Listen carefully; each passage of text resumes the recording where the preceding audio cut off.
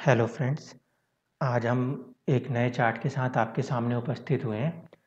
इस चार्ट में कोई स्पेसिफिक क्वेश्चन नहीं आया था। उनका कहना था कि एक बार आप हमारे भी चार्ट का एनालिसिस कर दें।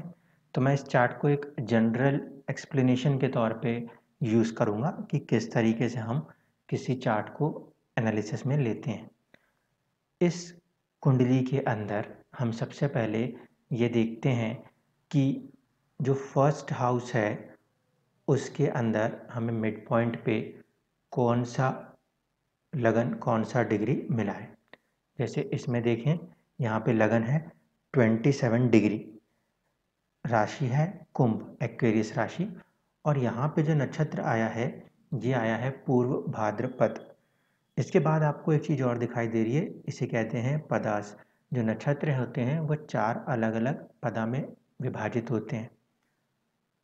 तो ये जो पदा इसमें नज़र आता है ये कहीं ना कहीं हमें एक अर्थ और काम पदा के बीच में नज़र आता है। अर्थ और काम पदा मतलब ये जो नक्षत्र का पद है वो हमें कहीं ना कहीं एक धन उपार्जन के लिए मदद करेगा, एक सोच देगा।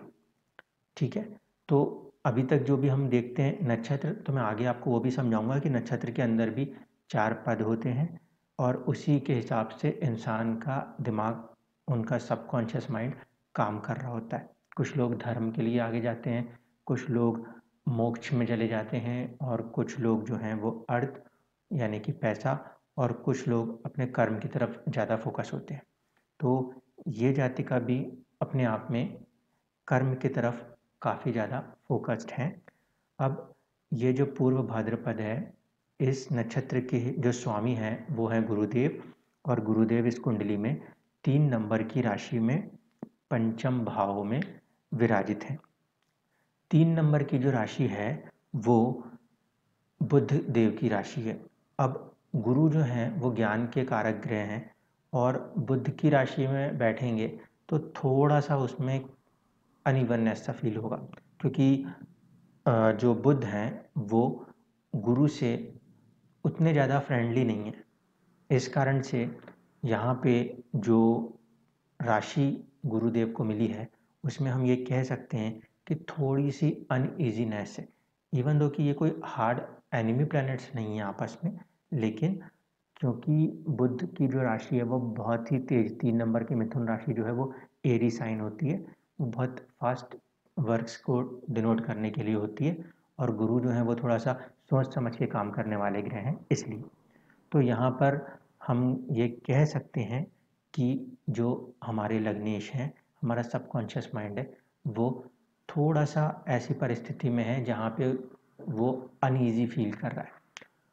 पंचम भाव में गुरु का बैठना बहुत अच्छा है। ये दर्शाता है इंसान के पास अच्छा ज्ञान है, उनके पास एक बहुत अच्छी बुद्धि है, उनको बच्चों से लगाव हो सकता है क्योंकि पंचम भाव है, प्रेम भाव है। तो जो फिफ्थ हाउस के सारे कंसिडरेशंस हैं वो सबकॉन्शियस माइंड के पास मौजूद हैं। इसके बाद हम देखें कि इस गुरु के ऊपर, हमारे सबकॉन्शियस माइंड के ऊपर दृष्टि किन किन की है। तो हम देखते हैं, एक दृष्टि है शनिदेव की। अब शनिदेव की यहाँ पे दृष्टि है तो क्या चीज़ होंगी, चीज़ें जो होंगी वो थोड़ी सी डिले होंगी इसमें जब भी कुछ चीज़ को वो सोचेंगे, क्योंकि हम इसको इस तरीके से तो नहीं कहेंगे कि इंसान लेज़ी हो जाएगा, लेकिन क्योंकि शनि की दृष्टि हमारे सबकॉन्शियस माइंड के ऊपर है तो हमारे जो काम हैं वो थोड़े से स्लो होंगे ऑन द पॉजिटिव साइड, कि ऐसे में इंसान किसी भी काम के ऊपर ज़्यादा बारीकी से धीरे धीरे बढ़ते हुए अपने चीज़ों को सक्सेस में कन्वर्ट करता है। दूसरी चीज़ हम देखें कि शनि की जो आस्पेक्ट होती है उसमें थर्ड आस्पेक्ट 1 2 3, तीसरा आस्पेक्ट लगन के ऊपर है, इसीलिए कुंडली के अंदर लगन और लग्नेश के ऊपर शनि का प्रभाव सबसे ज़्यादा है। यहाँ पे सबसे अच्छी बात है कि शनि को गुरु खुद देख रहे हैं, इसलिए उसमें एक शुभता आएगी। यहाँ पे शनि अच्छा ही फल देने के लिए मजबूर है। दूसरी चीज़ हम देखें कि जो लगन भाव है, पहला भाव है, उसके ऊपर किसी ग्रह की दृष्टि नहीं है, ठीक है। अब ये दो चीज़ों को हमने ऑब्जर्व कर लिया। इसके बाद हम देखते हैं चतुर्थ भाव, जहाँ पे 2 नंबर लिखा है वहाँ पे चंद्रमा बैठे हैं। क्यों? क्योंकि जब कभी भी किसी कुंडली में एक एनालिसिस करना हो तो सबसे पहले लगन, लग्नेश, इसके बाद दूसरी इम्पॉर्टेंट चीज़ होती है वो होती है चौथा भाव जो इमोशंस को दर्शाता है, और साथ ही साथ चंद्रमा। इस कुंडली में चंद्रमा उच्च के हो गए हैं। फिर से मैं रिपीट कर रहा हूँ, इस कुंडली में चंद्रमा उच्च के हो गए हैं और चंद्रमा चौथे भाव में दिशा बल के साथ बैठे हैं। चंद्रमा का चौथे भाव में बैठना अच्छा था, बट चंद्रमा का यहाँ उच्च का हो जाना थोड़ा सा परेशानी का कारण बनेगा। कारण ये है कि चंद्रमा यहाँ पे छठे भाव के मालिक हैं। इस कारण से आपकी ज़िंदगी में संघर्ष जो है वो थोड़ा सा ज़्यादा ही फील होगा। और चंद्रमा जब उच्च के होते हैं तो इंसान बहुत ज़्यादा इमोशनल होता है, और चौथे भाव में बैठने के कारण क्योंकि दिशा बल आ गया तो आप भी कुछ ज़्यादा ही इमोशनल नेचर के होंगे। इस चंद्रमा के ऊपर आप अगर देखें तो राहु की दृष्टि है। राहु की दृष्टि चंद्रमा के ऊपर होने से वो इमोशंस को और ज़्यादा बढ़ाएगी। साथ ही साथ हम ये भी कह सकते हैं कि जो आपका संघर्ष भाव का स्वामी उच्च का है तो उसको राहु की दृष्टि आपके जीवन के संघर्ष को थोड़ा सा और ज़्यादा बढ़ा देती है। इसके बाद इस चंद्रमा के ऊपर शुक्र का प्रभाव है। ये एक अच्छी कंडीशन मानी जाएगी, क्योंकि शुक्र चौथे भाव को देखेंगे तो हर तरह की विलासिता आपके जीवन में अपने कर्मों के द्वारा अवश्य आएगी। एक और इम्पोर्टेंट चीज़ हम देखते हैं इस कुंडली के अंदर। इस कुंडली में आठवें भाव में बुध ग्रह उच्च के हुए हैं। बुध ग्रह की दूसरी राशि जो है वो अगर देखें तो पंचम भाव से आई है। इसका मतलब है कि इंसान के अंदर बहुत ही अच्छा सबकॉन्शियस माइंड, बहुत ही अच्छा कॉमन सेंस भी मौजूद होगा। क्यों? क्योंकि पंचम भाव का स्वामी उच्च के हुए हैं और अष्टम भाव में, अष्टम भाव जो होता है वो कॉमन सेंस का होता है। इस कारण से ऐसे इंसान में कॉमन सेंस बहुत अच्छा पाया जाएगा। इसमें एक थोड़ी सी नेगेटिव चीज़ क्या आएगी वो ये कि आपका जो बुध है वो हस्त नक्षत्र में बैठा है जो कि चंद्रमा से रूल्ड है। चंद्रमा उच्च के हैं, लेकिन मर्क्यूरी बुध जो हैं वो जब चंद्रमा के नक्षत्र में जाएंगे तो थोड़ा सा अनईजी हो जाएंगे। आप क्या होता है कि बहुत जल्दी जल्दी चीज़ों को एक्ट या रिएक्ट करने लगते हैं, क्योंकि चंद्रमा पानी को रूल करता है तो पानी बहुत तेज़ी से बहता है, और बुध भी बहुत तेज़ी से काम करने वाला ग्रह है, वो भी उच्च का है, चंद्रमा भी उच्च के हैं। और वो जब पानी वाली राशि या जल तत्व से साथ जब भी बुध जुड़ते हैं तो उनमें थोड़ी सी और जल्दबाजी आ जाती है। तो आपके साथ ये एक चीज़ हमेशा बरकरार रहेगी। फिर आप देखें अपने मंगल को, आपका मंगल अपने ही नक्षत्र चित्रा में बैठा है, जो कि बहुत अच्छी बात है। क्यों? क्योंकि आपके में मंगल जो है वो तृतीय भाव पराक्रम का स्वामी है और साथ ही साथ आपके कर्म का भी स्वामी है।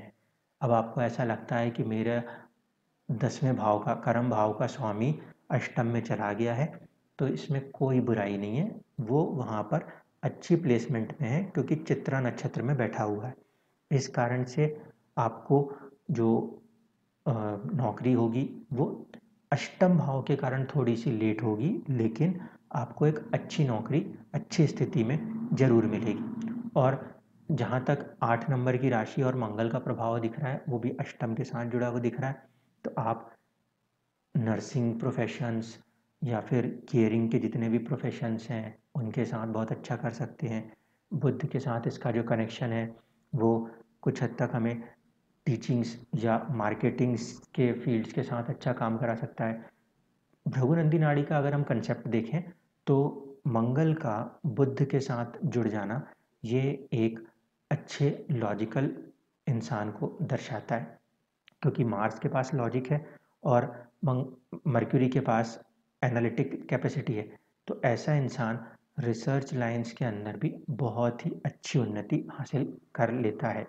अब हम देखें कि इस कुंडली में एक नेगेटिव साइड था, वो ये कि जो सूर्य थे वो नीच राशि में आ गए थे।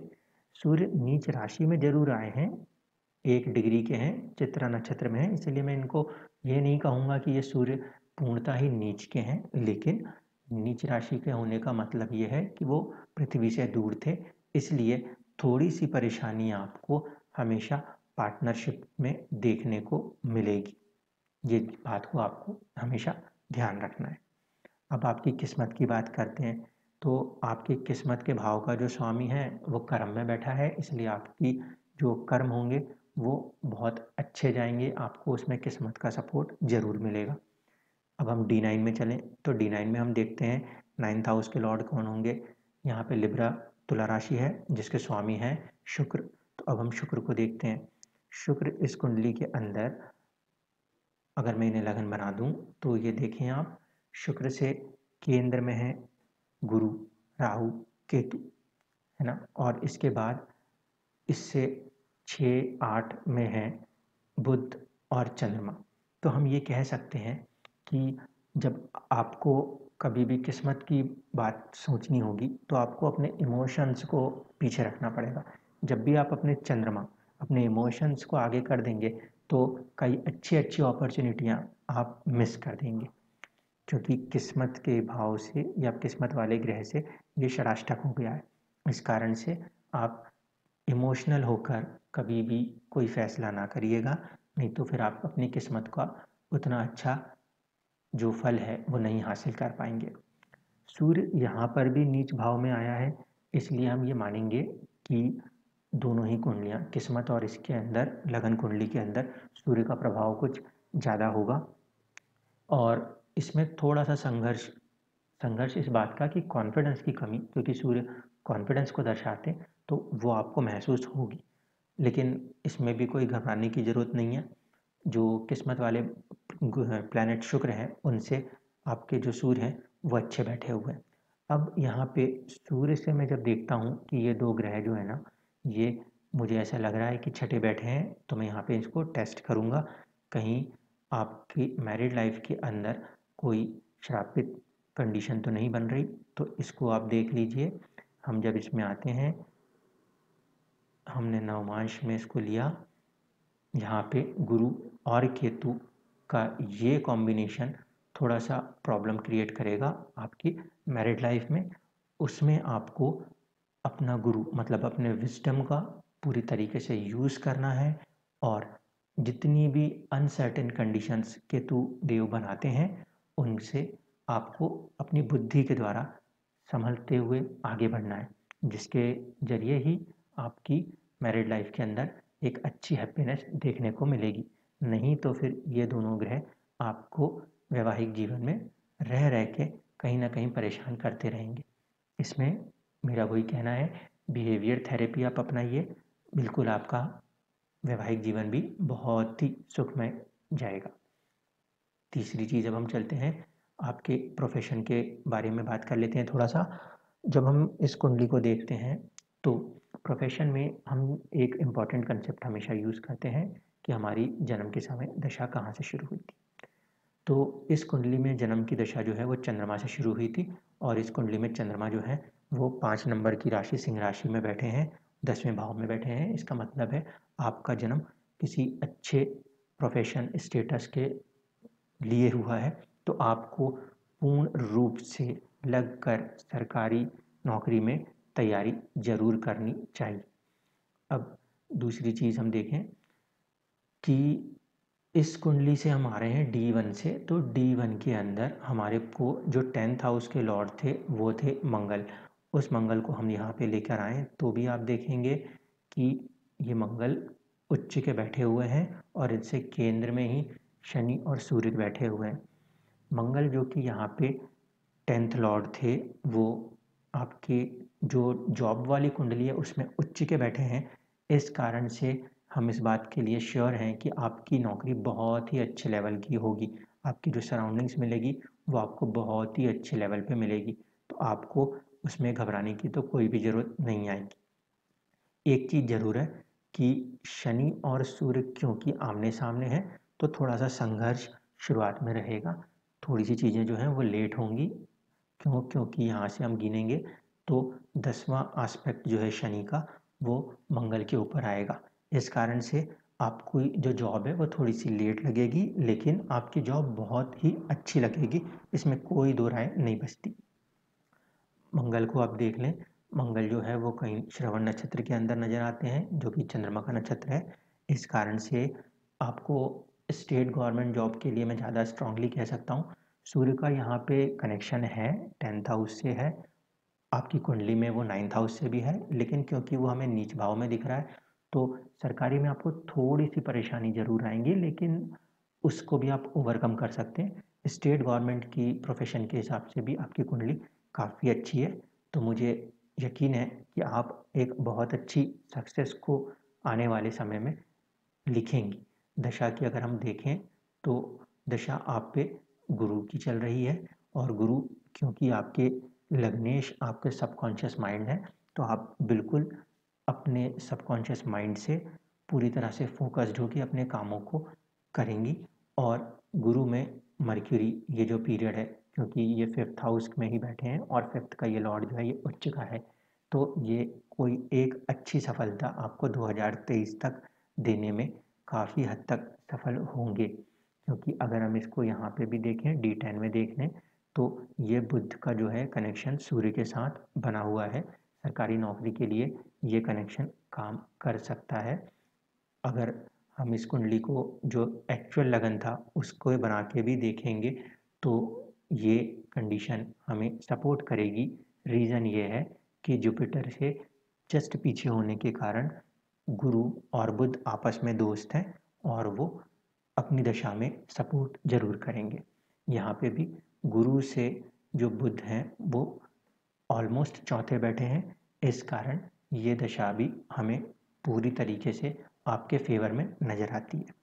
आई होप कि आप सभी को समझ में आया होगा कि जब किसी चार्ट का एनालिसिस करते हैं तो कैसे-कैसे स्टेप बाय स्टेप चीज़ों पे ध्यान देते हैं। लगन, लग्नेश, चंद्रमा, चौथा भाव, इसके बाद उनके ऊपर पड़ने वाली दृष्टियाँ और सभी अन्य ग्रहों के बारे में। इसके अलावा D9 का चार्ट, जो कि हमारे लिए किस्मत का चार्ट होता है, और अगर सवाल प्रोफेशन का हो तो D10 के चार्ट तक हमें जाना होता है। आगे भी हम कई कुंडलियों का विश्लेषण करेंगे। आप में से कोई भी अगर अपनी कोई कुंडली का विश्लेषण चाहता है तो वो हमसे संपर्क कर सकता है। आज के लिए धन्यवाद।